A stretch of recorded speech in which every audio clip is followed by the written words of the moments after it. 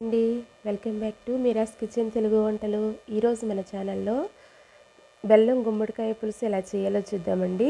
దీనికోసం ముందుగా 1 స్పూన్ వరకు జీలకర్ర, 1 వెల్లుల్లి, 2 ఇంచుల అల్లం తీసుకుని చిన్నగా కట్ చేసుకుని మిక్సీలో వేసుకోవాలి.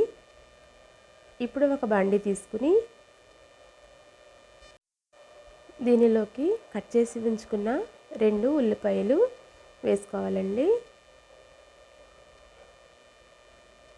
తర్వాత పచ్చిమిర్చి కూడా వేసుకోవాలి.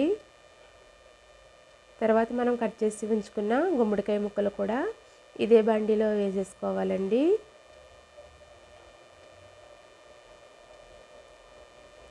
ప్రస్తుతానికి ఇందులో అయితే మనం ఆయిల్ అది ఏమీ వేయనవసరం లేదండి.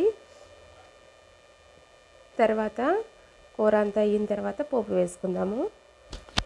ఇప్పుడు దీనిలోకి మనం ఇంతకుముందు పేస్ట్ చేసి ఉంచుకున్న జీలకర్ర, వెల్లుల్లి, అల్లం మిశ్రమాన్ని ఇందులో వేసేయాలి. దీని తర్వాత 1/2 స్పూన్ వరకు పసుపు వేసుకోవాలండి. తర్వాత మనకి రుచికి సరిపడా కారం వేసుకోవాలి. దీనితో పాటే రుచికి సరిపడా ఉప్పు కూడా వేసేసుకోవాలండి.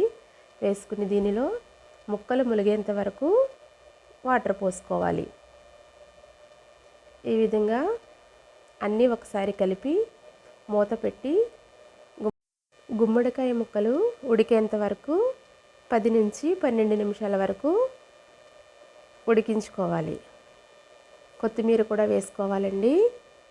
వేసుకుని మూత పెట్టి స్టవ్ మీద పెట్టి ఉడికించేసుకుందాము.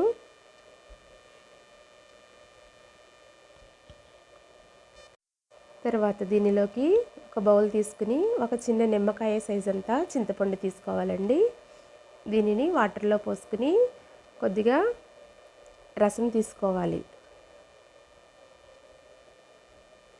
మన గుమ్మడికాయ ముక్కల క్వాంటిటీని బట్టి చింతపండు అనేది అవసరపడుతుందండి. చూడండి, ఈ విధంగా చింతపండు రసం తీసుకుని పక్కన ఉంచుకోవాలి.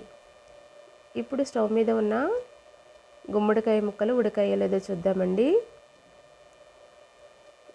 చూడండి, గుమ్మడికాయ ముక్కలు అయితే బాగా ఉడికిపోయి ఉన్నాయి. ఇప్పుడు దీనిలోకి మనం తీసి ఉంచుకున్న చింతపండు రసం ఇందులో వేసేయాలండి. నేనైతే అంతా వేసేసానండి, సరిపోయింది. ఇప్పుడు కొద్దిగా బెల్లం ముక్కలు కూడా 2 నుంచి 3 వరకు వేసుకోవచ్చు.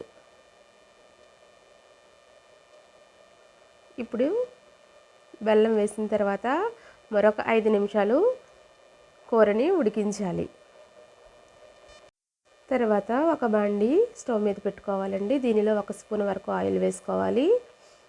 ఆయిల్ హీట్ అయిన తర్వాత పోపులు 1 స్పూను జీలకర్ర, ఎండుమిర్చి, వెల్లుల్లిపాయలు, కరివేపాకు కూడా ఇందులో వేసుకుని ఫ్రై చేసుకోవాలి. ఇంతకుముందు మనం ఆయిల్ అది వేయలేదండి, ఇప్పుడే ఆయిల్ వేసాం మనం. ఇవి వేగిన తర్వాత కొద్దిగా కొత్తిమీర కూడా వేసుకుని ఫ్రై చేసుకోవాలి. ఇప్పుడు గుమ్మడికాయ మిశ్రమాన్ని ఈ వేగిన పోపులోకి వేసేసుకోవాలండి. ఇంతేనండి, బెల్లం గుమ్మడికాయ పులుసు చాలా టేస్టీగా రెడీ అయ్యింది.